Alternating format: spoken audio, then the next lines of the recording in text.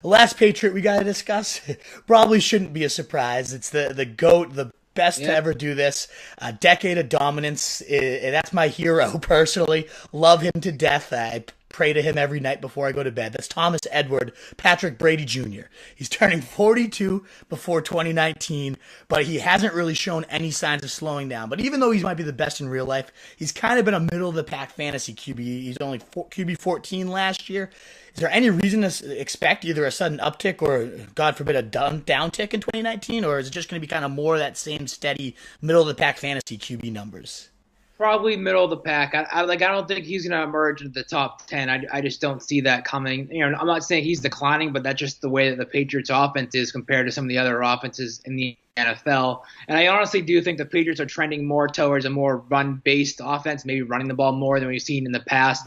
That was showcased, none more than the playoffs last year when they rode the running game, the offensive line to the Super Bowl. And I think that was a sign of things to come, especially without Rob Gronkowski now in the pass game. You got to find ways to make up production there. And I don't think they have a receiver to do that. So maybe they do rely more on the running game and get behind their offensive line and grind out games that way. So that could potentially, give a hit to Brady's stock fantasy wise. So I would still expect probably, middle of the pack. He's never going to be in the bottom third, I don't think, but he's probably not a guy you're going to draft.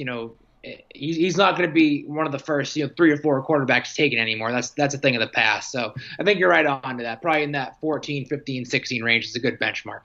Gotcha.